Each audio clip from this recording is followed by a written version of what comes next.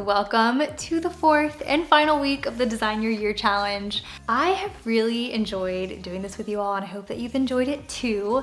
This week we are planning our best year yet. After all the past weeks of resetting our lives, decluttering, creating our vision, we're now going to take all of that good energy and put it into a system where we can actually track our goals and our plans for the new year and make it happen. So I'm really excited to walk you through the system that I use, that I've been using for the past 4 years to make my dreams become a reality. And I'm really proud of this system as someone who is naturally quite scattered and gets distracted very easily. This system has been really great for holding me accountable, and year after year after year, I have been crushing my goals, and I've been changing my mind about goals and getting clear on what I actually want. And we're gonna talk more about that too. These videos tend to be very personal. It's like a heart to heart. I'm gonna actually talk about the goals that I have for this new year. And if you stick around for the end of this video, I will go through my goals that I set last year and where we stand with that today. All right, friends, let's go and design our best year yet. All right, welcome in. This is my 2024 yearly plans and goals. This is my Design Your Year Notion pack. This is the system I've been using for the past 4 years and I love it. So we're gonna dive right in. As you can see here, this is my vision board for the year. If you've been following this challenge, we made vision boards during week 2, so go check that out. This is just a little peek at my board because it does cut some of it off, but you can see my whole board here. I really connect to my vision board this year. This is my word of the year, harmony. I'm gonna paste in a definition from the internet. Harmony is a positive state of inner peace, calmness, and balance, as well as the feeling of being aligned with our life, work, relationships, and the world around us. And that pretty much sums up how I want to head into this new year. I want it to feel like it's flowing, not forcing, and I just want to be really intentional about how I spend my energy this year, what relationships I'm investing in, work I'm investing in, making sure that it really feels good and aligned. I want to live with intention and by design, and I don't want life to just happen to me and my schedule to just happen to me and the way I'm going about my weeks just unfolding because that's where life is pulling me. I want to be the one making the calls in the driver's seat of my own life. I hope that makes sense. Okay, so that's harmony to me. Let me know your word of the year in the comments. I love reading them. I think it's really inspiring to see what everyone's intentions are for the year and how that all evolves. Now, we are going to do the fun part, and that is brain dump our goals. So I'm gonna go through and just jot down all the goals that I can think of that I want to focus on this year.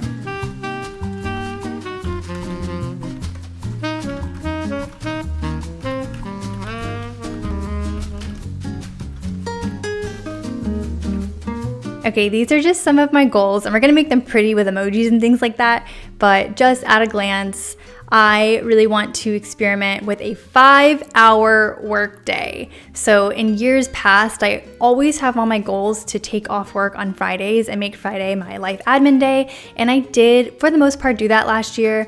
I would say Friday was more like a hybrid. I wasn't like going out and frolicking on Fridays. I was on my computer doing some sort of work, but it was usually checking off to-dos that I can't really do in my normal day-to-day work. So I feel really good about that. But this year, I want to experiment with 5-hour work days because I'll have to go back and Google the source of this, but I was reading that based on some studies that were done, we are actually only productive about 5 hours in the day. And I really wanted to put this to the test because I actually think it's quite accurate, because there's a lot of times where I am just wasting time at my desk. I would much rather focus, put pedal to the metal, get my stuff done, and then turn off my computer and go live my life. And so the idea of experimenting with this 5-hour workday is to see how much can I really get done when I am under a time restraint. I want to experiment with this partially out of curiosity, but also because I really hope to grow my family this year, if I am so lucky. And I know my life is going to drastically change when that time does come. And of course, there's nothing I can do to really prepare myself for what motherhood is going to be like. And I'm actually really excited for that challenge. This also flows into my second goal of simplifying my biz. I feel like I have my hands in a lot of different buckets and I really want to just slim down and simplify my business as much as possible. So I definitely want to make that happen. And this isn't all the goals. I have more things that I want to write, but some of them are personal. Let's talk about this goal. I want to learn at least 3 to 5 recipes that I feel confident making for other people. I love hosting and I love having people over for cheese and charcuterie boards and snacks. I make really delicious salads, but I don't feel very confident in making dinner for people. Andrew and I cook a lot together, but I don't really feel like what we make is worthy of sharing with other people. And so I've always shied away from having dinner parties and dinner gatherings that aren't just like potlucks. If we are the main source of dinner, that feels like a lot of pressure and I don't feel super confident in my cooking. So I really hope to learn some recipes this year. If you have any favorite cookbooks or resources that are simple but delicious, I really don't like recipes that have a bajillion ingredients where I have to buy a bunch of stuff that I'm not gonna use again. I really want ingredients that can overlap for multiple different types of meals. So if you have recommendations, let me know. Kind of jumping around here. I hope to reach 100,000 email subscribers. We're at 80,000 right now. And yeah, I just think it'd be really exciting to reach 100K. Setting a goal to create a better chores system because I cannot keep up with laundry. I have no idea how people do it when they have multiple family members and children in the house because it's just me and Andrew, but I cannot keep up. And I don't even do Andrew's laundry, it's just my laundry. I have a really hard time prioritizing washing, drying, folding, and then putting the clothes away. Putting the clothes away is where I get stuck. I have 2 laundry baskets of clean folded clothes that have been sitting in my closet for like 2 weeks now, and I just pull the new clothes out of those baskets. I really want to figure out how I can just connect the dots and actually put my clothes away. And so I think by creating a chore system, deciding a specific day of the week that I'm going to tackle laundry, I think that'll really help me because right now it's kind of just a free-for-all and I often do it during the week. So in between meetings or just during my work tasks, I'll like go and do a little laundry. But then of course I don't feel like I have the time to put it away during my work day. So I need to really reassess that. Last but not least, I want to explore consulting, investing, and mentorship, providing mentorship to other people. I feel like I'm at a point in my career where I've gained a lot of experience in this entrepreneur world, and if I can share some of that knowledge and help other people, younger generations, get started, I think that'd be really cool and fulfilling and fun. So that's on there. That's a little rundown on my goals. And now I'm going to go and categorize the goals. Is it personal? Is it professional? And then I have a separate tag in there that's a goal with Andrew, a shared goal with my husband. After I categorize it, then I decide when I want to focus on this goal. This is where it becomes a system and not just a checklist of goals because I'm actually giving it a dedicated quarter to focus on, and then we'll break it down into supporting actions, which then get broken down into tasks.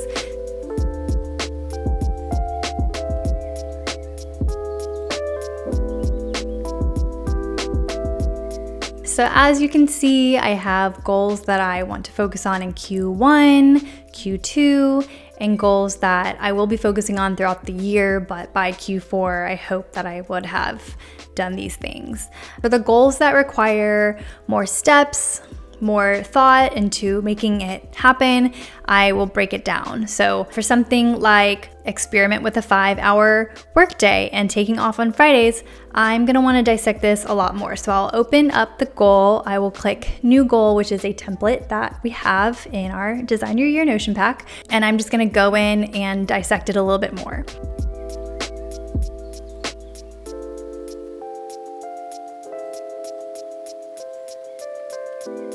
And then the next thing I'm gonna do is write down supporting action. So what are the steps that I need to take in order to figure out how I can make a 5-hour workday work? Okay, so these are my supporting actions. I'm gonna put a due date. We call it a due date because it's the month we actually want to do the task.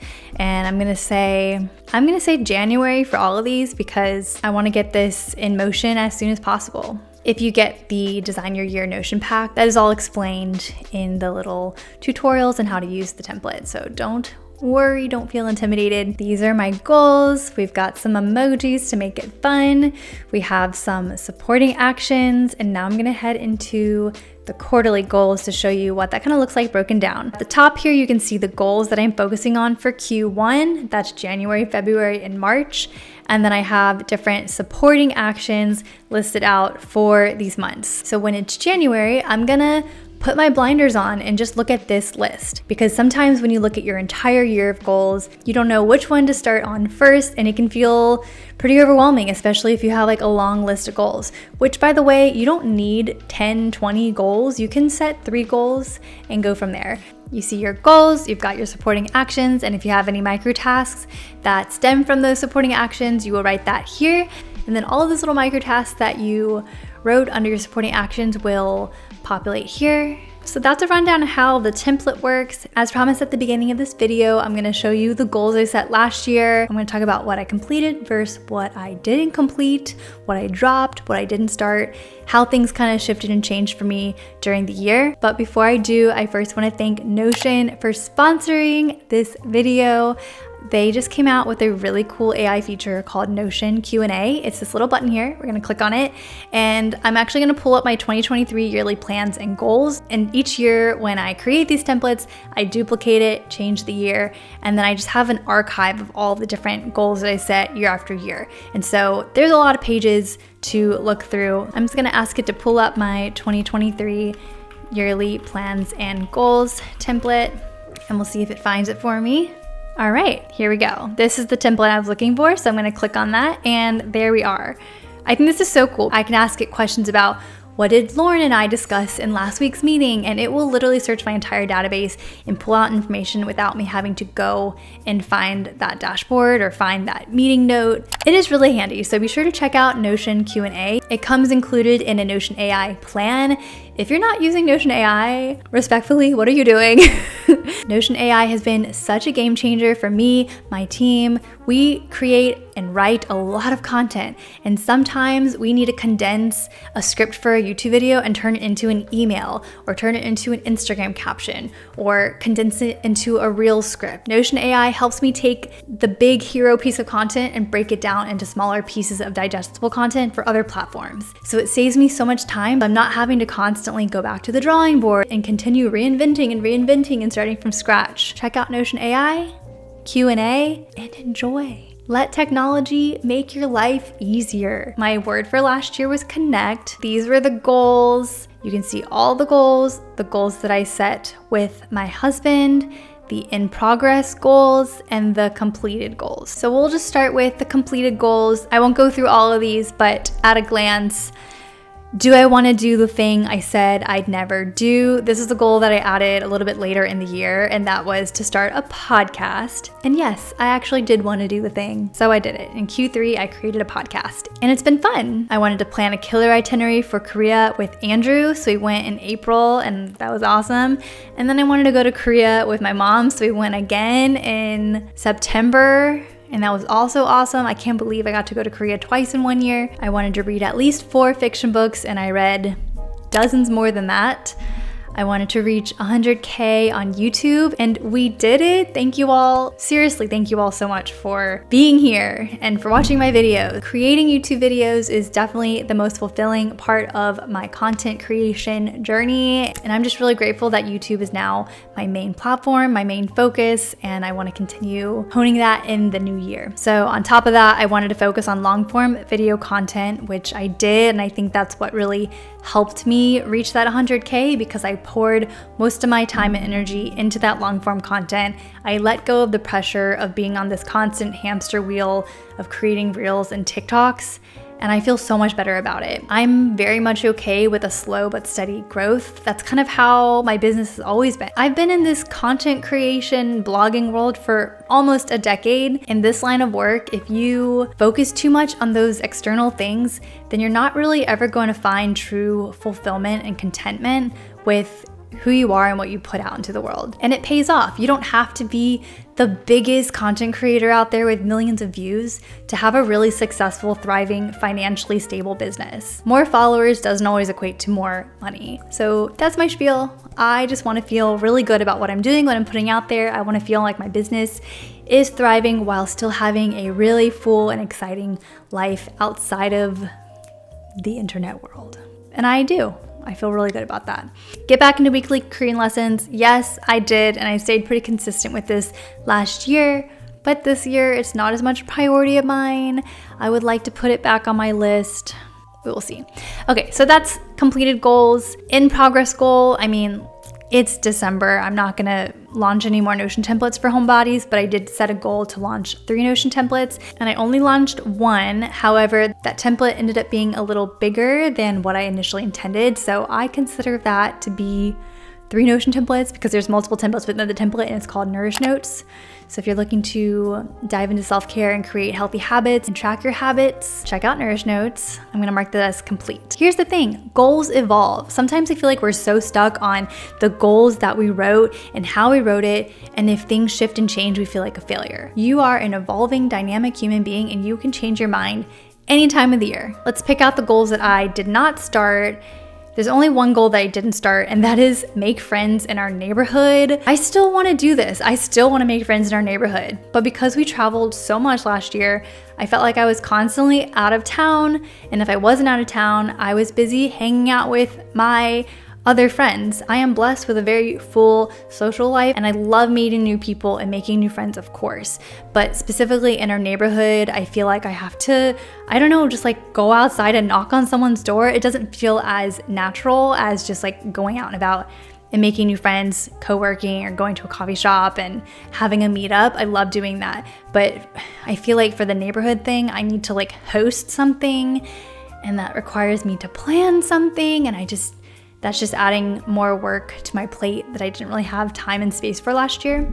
So I will add this to my 2024 goals because it's important. Goal that I dropped is launching a project for my email community. I was brainstorming releasing a more entrepreneur business focused newsletter, and I killed that idea because I wasn't feeling connected to it anymore. I'm still toying around with the idea of another newsletter because I really love the email world. It would probably be more of a premium newsletter, so I'm brainstorming that because of course I create a lot of free content, and to be honest, it's not super sustainable at the moment as I think about growing my family. So there's a lot I am brainstorming to simplify, make things sustainable, make it fun and fulfilling while still being accessible. Last but not least, the last 2 I dropped were taking a road trip with the dogs and a meditation retreat. I just thought that'd be really fun, but considering I traveled to Korea twice, I went to Sweden, I went to New York several times, we traveled all over the place. We didn't really have time to do those things, and I'm okay with that, so I dropped that goal. So yeah, that is a look at the goals, and as you can see, we're mostly in the green here. It's really cool to go back and see all the things that I did last year. Sometimes you forget all the cool things that you did, because to be honest,